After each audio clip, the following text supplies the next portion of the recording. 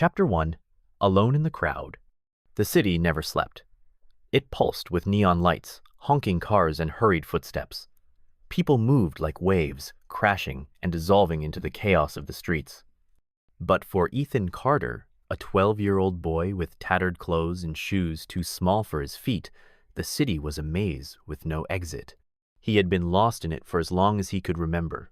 Ethan didn't know what home felt like. His earliest memories were of cold nights curled up in abandoned buildings, of hunger gnawing at his stomach like an angry beast. His mother, what little he could recall of her, was just a shadow in his past, a blurry image of warm hands and lullabies. She had been gone for years.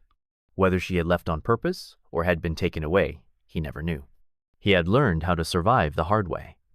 The streets were unforgiving, but he was quick, clever, and knew where to find food when he had to. Some nights, he would scavenge behind restaurants, hoping for leftovers not yet spoiled. Other nights, he relied on the kindness of strangers, though kindness was rare in a place where everyone was too busy fighting their own battles. Tonight was colder than usual. The biting wind cut through his thin hoodie, and he pulled it tighter around his frail body. He walked past a row of high-rise buildings, his eyes scanning the sidewalks, looking for any scrap of food, any forgotten coin that might help him make it through another night. The city glowed with artificial life, but Ethan felt invisible. People walked past, their eyes never meeting his. He had long accepted that to them, he was just another faceless nobody, a ghost in the crowd.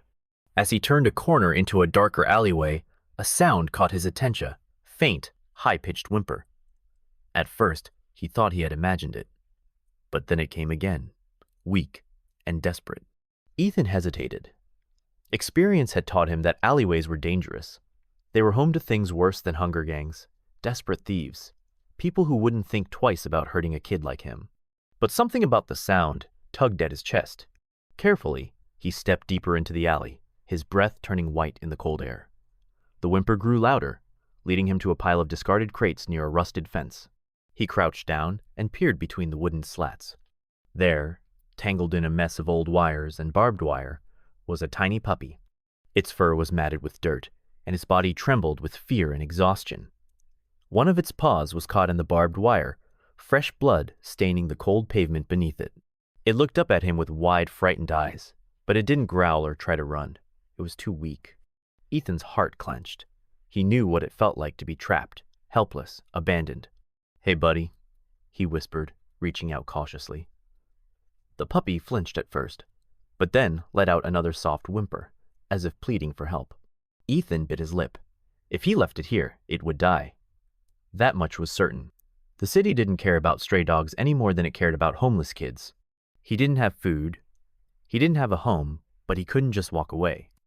Carefully, he reached into the mess of wires, ignoring the sting as the metal scratched his fingers. The puppy let out a sharp yelp as he freed its trapped paw. "There you go," Ethan murmured, pulling the small creature into his arms. It was shivering uncontrollably, its tiny heart pounding against his chest. Ethan knew this was crazy. He could barely take care of himself. How could he take care of a dog? But as the puppy curled against him, seeking warmth, something inside him shifted. For the first time in years, he didn't feel completely alone. He looked down at the trembling ball of fur and smiled faintly. "Guess we're stuck with each other now, huh?" The puppy didn't answer, but it didn't need to. Ethan stood up, cradling the tiny creature against his chest. The city was still cold, still indifferent, but for the first time in a long time, he felt like he had a reason to keep going. And so, with a new companion by his side, he stepped back onto the streets, unaware that this small act of kindness would change his life forever. Chapter 2. A Heartbeat in the Dark. Ethan walked through the empty streets, clutching the trembling puppy close to his chest. The little thing was still shivering, its heartbeat rapid against his fingers. He could feel its ribs beneath its thin coat of fur, and that made his stomach twist. He knew what it was like to be that hungry. The city had quieted now, the nighttime lull settling over it like a heavy blanket. Only the distant sound of sirens and the occasional car passing by filled the silence. The streetlights cast long shadows as Ethan moved between buildings, searching for a place to rest.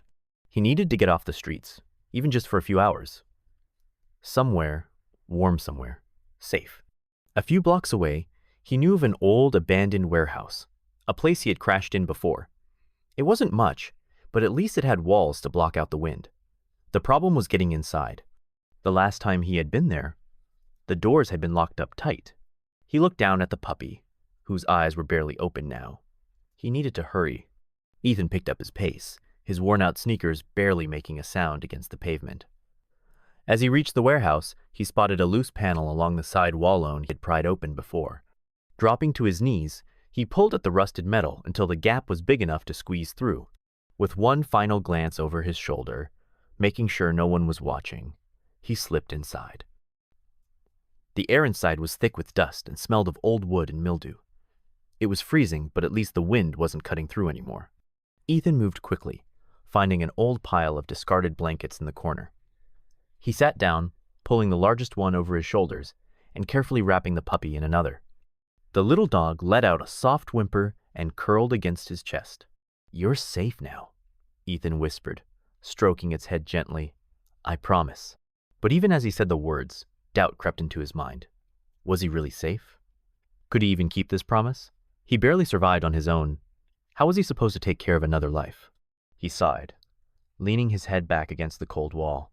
His body ached from exhaustion, but sleep felt impossible. Too many thoughts swirled in his head. He had to find food. For himself. For the puppy. Tomorrow, he would figure something out. Maybe sneak behind a restaurant early in the morning before they threw out their leftovers. Maybe find a few coins on the ground if he was lucky. His fingers absent-mindedly traced the soft fur of the dog in his arms. "What am I going to call you?" he murmured. The puppy stirred slightly, but didn't move away. "Max?" No reaction. "Charlie?" Still nothing. Ethan thought for a moment. He looked down at the little dog's face, at its deep brown eyes staring up at him, filled with trust. "Lucky," he said finally, because that's what they both needed, luck. The puppy let out a tiny sigh and rested its head against Ethan's chest, as if accepting the name. A small, tired smile tugged at Ethan's lips. For the first time in a long time, he didn't feel so alone. But outside, the city still breathed, still watched, and tomorrow would bring new challenge zones Ethan wasn't ready for. Chapter 3. Escape from the city. Ethan woke up to the distant sound of breaking glass. His eyes snapped open, heart pounding. For a second, he forgot where he was: the cold warehouse, the dusty blankets, the tiny body curled up against his chest. Then he heard voices. Rough, angry, too close. Someone's been sneaking in here. Ethan's stomach clenched. He knew that voice. Ray, one of the older street guys, ran with a gang of thieves who roamed the abandoned buildings, taking whatever they could find, including people's last scraps of food. If they found him here, it wouldn't end well. He held his breath, barely moving as he listened. "Bet it's that rat kid," another voice muttered. "Yeah. And he's got something with him. Saw him last night, had a mutt." Ethan's blood ran cold. They were looking for him, and they knew about Lucky. A soft whimper came from beneath the blanket, and Ethan instinctively pressed his hand over the puppy's tiny body, willing him to stay quiet. Footsteps echoed through the warehouse, getting closer. Ethan had no choice. He had to run. Carefully, he scooped up Lucky, wrapping him in the blanket to keep him warm. He moved on silent feet, creeping toward the hole where he had come in. But just as he reached it, "Hey, there he is." Panic surged through him as he bolted through the gap, ignoring the scrape of metal against his arm. Behind him, angry shouts rang out, followed by the pounding of footsteps. They were chasing him. Ethan ran. Lucky clutched tightly against his chest. He wove through the dark alleys, his heart hammering. He knew these streets better than anyone, but Ray and his guys were faster, stronger. If they caught him, he wasn't going to let that happen. The streets blurred past him. He jumped over a pile of trash bags, slid through a broken fence, barely squeezing through before his pursuers could catch up. He needed to lose them. And then he saw it. A bus. The engine was running, passengers still boarding. Ethan's feet moved before his brain could catch up. He sprinted, forcing his legs to push harder despite the burn. The doors were about to close. With one last burst of energy, he lunged forward, slipping between the doors just as they shut behind him. The driver barely spared him a glance, too busy pulling away from the curb. Ethan staggered to the back, his breath ragged. Through the window, he saw Ray and his gang stop at the curb, cursing. He had escaped. Only then did he allow himself to collapse onto the seat, pressing Lucky close. The puppy peeked up at him with wide, scared eyes. "We're okay," Ethan whispered, more to himself than to Lucky. But deep down, he knew the truth. They weren't okay. They had nowhere to go. And this bus? Ethan swallowed hard as he realized something. He had no idea where it was taking them. Chapter 4. Hunger and Desperation. The city lights faded behind them as the bus rumbled down the road. Ethan pressed his forehead against the cold glass window, watching as buildings turned into open highways. He had no idea where they were going, but one thing was certain: he couldn't go back. Lucky shifted in his arms, letting out a small whimper. Ethan pulled the blanket tighter around the puppy's trembling body. He was safe for now, but for how long? His stomach growled, a sharp reminder that he hadn't eaten since yesterday. He had learned to ignore hunger over the years, but now, with Lucky depending on him, the gnawing emptiness in his belly felt even worse. He glanced around the nearly empty bus. A few passengers sat scattered throughout, an old woman dozing off, a man in a suit lost in his phone, a tired-looking mother holding a sleeping child. No one paid any attention to him. That was good, but he needed a plan. The bus eventually pulled into a small station at the edge of town. Ethan hesitated, then stood up, adjusting Lucky in his arms before slipping out through the doors. The air outside was colder than before, the wind biting through his thin hoodie. They were somewhere new now. Not quite the city, but not the countryside either. Dim streetlights illuminated cracked sidewalks, and a few rundown shops lined the quiet road. Most were closed, their signs flickering weakly in the darkness. Lucky let out a soft whimper. Ethan knew exactly what he was trying to say. "I know, buddy. I'm hungry too," he whispered, holding the puppy closer. They needed food. And fast. Ethan walked cautiously down the street, scanning for anything that might help. He had done this 100 times before, searching behind diners, waiting near grocery stores for discarded leftovers. But this place was smaller, quieter. Would there even be anything to find? Then he saw it. A small gas station on the corner, its neon sign buzzing weakly. Inside, an old man sat behind the counter, reading a newspaper. The shelves were lined with snacks, granola bars, bags of chips, bottled water. Ethan bit his lip. He had stolen before. It wasn't something he was proud of, but sometimes it was the only way to survive. Still, this was different. A tiny store like this? If he got caught, there wouldn't be a crowd to disappear into. He hesitated, torn between hunger and the risk. Then, as if fate had made the choice for him, Lucky let out a sudden yelp. Ethan looked down to see the puppy struggling in his arms, clearly too weak to stay still any longer. That settled it. With his heart pounding, Ethan pushed open the door and stepped inside. The warm air smelled like stale coffee and motor oil. The old man barely glanced up from his newspaper. Ethan moved carefully, pretending to browse. He grabbed a small bag of jerky something for Lucky. Then, with shaky hands, he reached for a protein bar, slipping it into his pocket. Just as he turned to leave, "Hey, kid." Ethan froze. His pulse roared in his ears as he slowly turned around, expecting to see the old man scowling, ready to call the cops. But instead, the man was looking at Lucky. "You should get that little guy some real food," the old man said, his voice surprisingly gentle. He reached under the counter and pulled out a half-eaten sandwich wrapped in paper. Ethan stared at him, unsure if this was a trick. "Go on." The man nodded toward the door. "Before you freeze out there." Ethan didn't hesitate. He clutched the sandwich, gave the man a quick nod of thanks, and bolted out the door before he could change his mind. Outside, he ducked into a shadowed alleyway and unwrapped the sandwich. It was cold, but he didn't care. He tore off a piece, offering it to Lucky, who sniffed it eagerly before gobbling it up. Ethan let out a breath he hadn't realized he was holding. They would make it through tonight. Somehow. But deep down, he knew this was just the beginning of their journey. Chapter 5. Lost in the Woods. The highway stretched endlessly ahead, a dark ribbon disappearing into the unknown. Ethan had no idea where he was going. He knew was that he had to keep moving. The gas station was far behind him now, and the kind old man who had given him the sandwich was just another memory. Lucky trotted beside him, still weak, but determined to keep up. The puppy's ribs were too visible beneath his dirty fur, but at least he had eaten something. That was more than Ethan could say for himself. His stomach growled as he walked along the side of the road, his feet aching with every step. The sky was beginning to lighten, a faint glow on the horizon signaling the approach of dawn. He had been walking for hours. The road was empty. No cars, no people. Just endless pavement and the sound of wind rustling through the trees lining both sides of the road. Ethan didn't like this. In the city, he knew how to survive. He knew where to hide, where to find food. Out here, he was lost. And then he saw it. A sign by the side of the road, half covered in dirt and overgrown weeds. Cedar Hollow, 2 miles. Ethan had never heard of Cedar Hollow, but it was the first sign of civilization he had seen in miles. Maybe there was a diner, a store, anything that could help him figure out his next move. With renewed energy, he picked up the pace. Lucky, sensing his urgency, stayed close by his side. But as they walked, the road narrowed and the trees grew taller, closing in on them. Soon the pavement gave way to gravel and then to dirt. Something was wrong.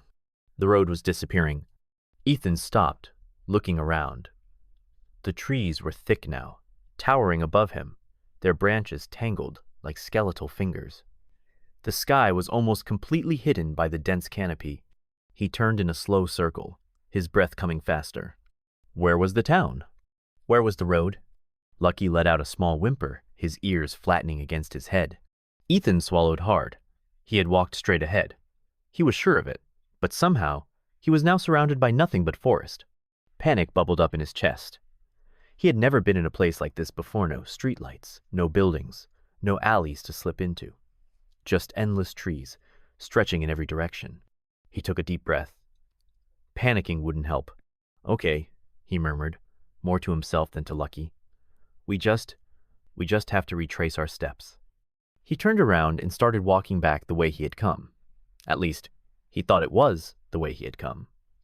But after a few minutes, everything still looked the same. No road, no signs. Just trees.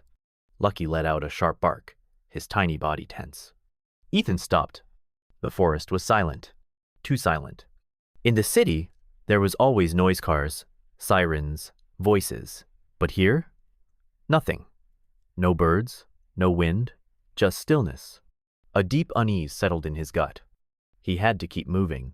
With Lucky close at his heels, Ethan picked a direction and started walking. But the farther he went, the more lost he felt. The trees were like walls, closing in around him. The dirt beneath his feet was damp and uneven, making it hard to walk. Then, his foot hit something soft. He looked down. Mud. Thick, wet mud, and his sneaker was sinking into it.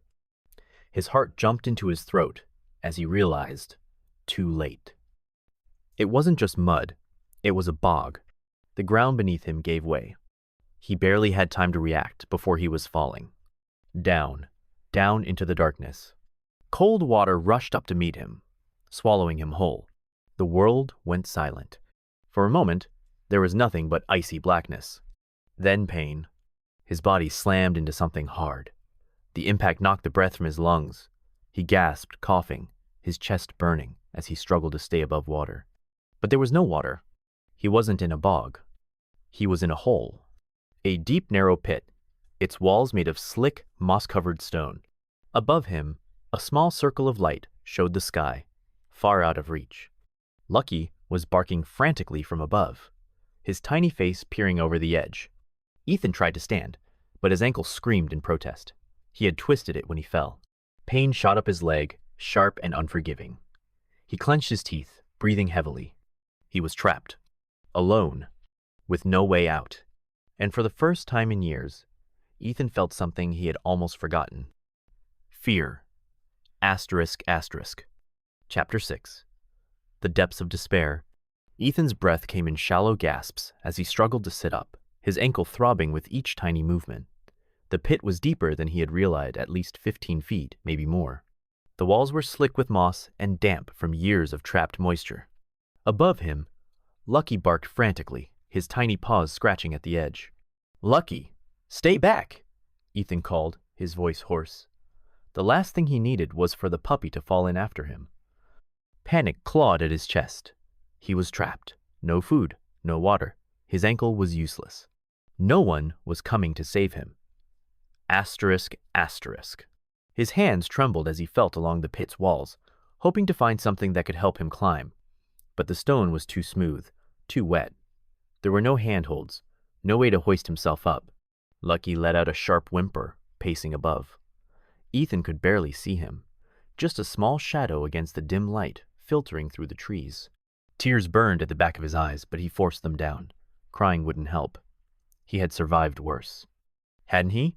His mind drifted back, to the cold nights on the streets, to the times he had gone days without eating, to the nights he had curled up in alleyways, pretending not to hear the distant shouts of drunk men or the screech of tires from too close cars.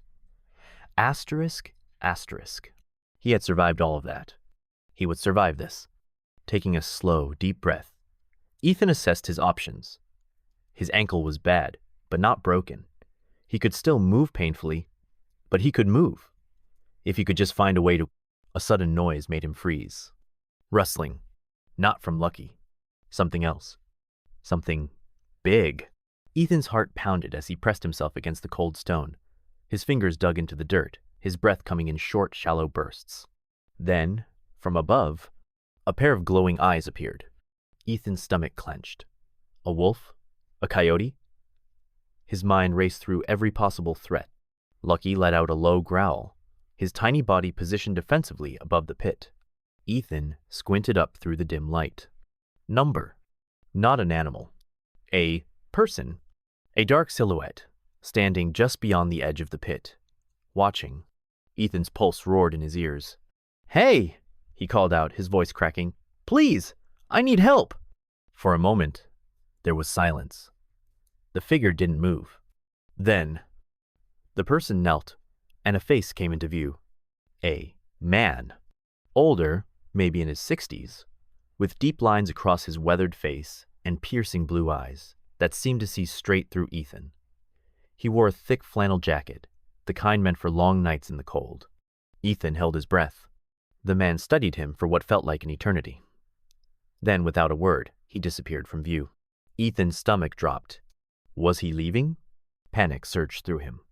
Wait, please, don't. A rope suddenly dropped into the pit, snapping against the stone floor beside him. Ethan blinked in shock. The man's voice rang out, deep and rough, yet calm. "Think you can climb?" Ethan swallowed hard, staring at the rope as if it were a lifeline from the universe itself. Maybe it was. Ignoring the pain in his ankle, he grabbed on and began to climb. Chapter 7. The Stranger in the Woods. Ethan gritted his teeth as he pulled himself up, his fingers burning against the rough rope. Every inch he climbed sent jolts of pain through his twisted ankle, but he forced himself to keep going. Above, Lucky whined anxiously, his small paws shifting near the edge of the pit. "Almost there," Ethan gasped, more to himself than to Lucky. The rope jerked slightly, whoever the stranger was. He was helping hoist Ethan up. A few agonizing moments later, Ethan's trembling hands reached the rim of the pit. Strong, calloused fingers gripped his wrists and pulled. With one final heave, Ethan tumbled onto the damp forest floor, his chest heaving as he lay there, stunned and gasping for breath. Lucky immediately pounced on him, licking his face in frantic relief. Ethan let out a weak chuckle, running a hand over the puppy's soft fur. Then he turned his head, to face the man who had saved him. Asterisk, asterisk. The stranger stood over him, arms crossed. In the dim light, Ethan could make out his weathered face, lined with age and experience. His piercing blue eyes, shadowed by thick brows, studied Ethan in a way that made his skin prickle. "Not exactly the safest place to wander," the man muttered. His voice was deep and rough, like gravel scraping against pavement. Ethan pushed himself up onto his elbows, wincing at the pain in his ankle. "Yeah, no kidding." The man gave a slight nod, as if satisfied with Ethan's answer. Then, without another word, he turned and started walking away. Ethan blinked in surprise. "Wait, where are you going?" The man didn't turn around. "You coming or not?" Ethan hesitated. His instincts screamed at him to be careful. Life on the streets had taught him one thing: never trust anyone too easily. People could be cruel, selfish. They could take what little you had and leave you with nothing. But then he looked down at Lucky, who was still shaking from fear and exhaustion. They had no other options. With a resigned sigh, Ethan pushed himself to his feet, wincing as his weight settled on his injured ankle. He bit back a groan and forced himself to follow. The man led them deeper into the woods, his pace steady but unhurried. Ethan hobbled after him, gritting his teeth with every step. After a few minutes, the trees began to thin, revealing a small clearing, and at the center of it, a cabin. It was old, but sturdy. Smoke curled lazily from the stone chimney, disappearing into the dark sky. A stack of firewood was neatly piled against the side, and an old rocking chair sat on the porch, creaking slightly in the wind. Ethan's stomach clenched. It had been so long since he had seen anything that looked even remotely like a home.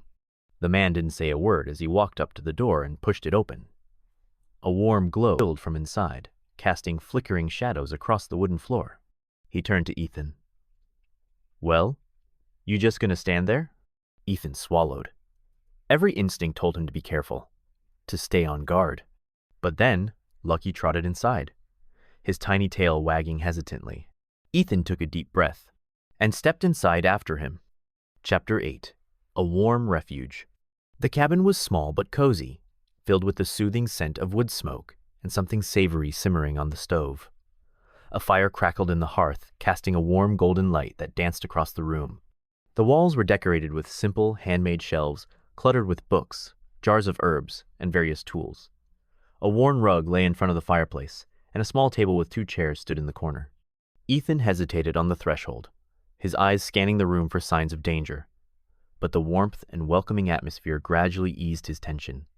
Lucky, however, had no such reservations.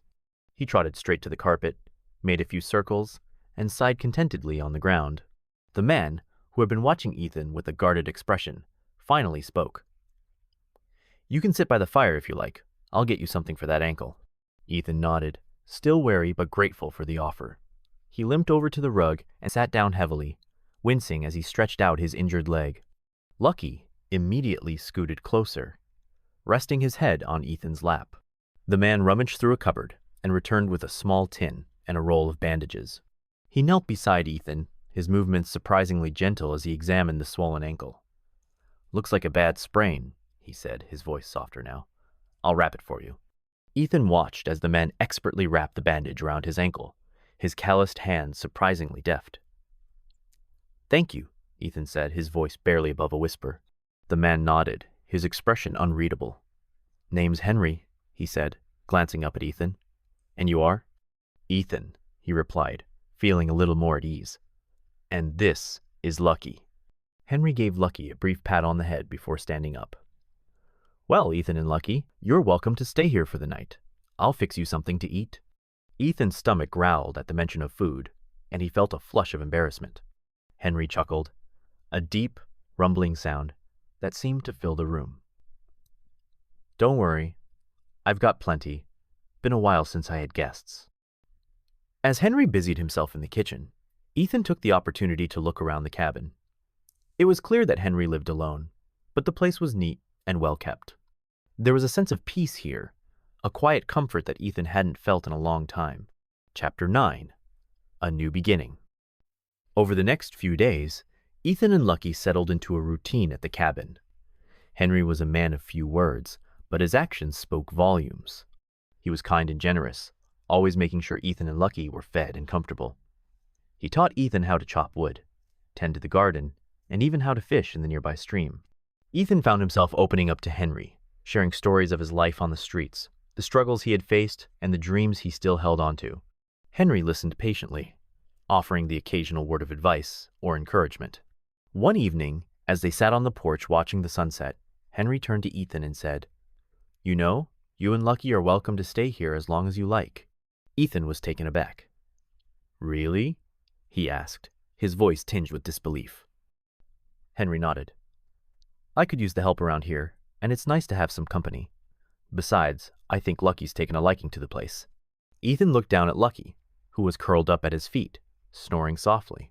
He felt a warmth spread through him, a sense of belonging he hadn't felt in years. "I'd like that," he said, his voice filled with gratitude. Chapter 10. A New Family. As the weeks turned into months, Ethan and Lucky became an integral part of Henry's life. The cabin, once a solitary retreat, was now filled with laughter and the joyful barks of a playful puppy. Ethan learned a lot from Henry, not just about survival, but about life and the importance of family. One day, as they were working in the garden, Henry turned to Ethan and said, "You know, I've been thinking.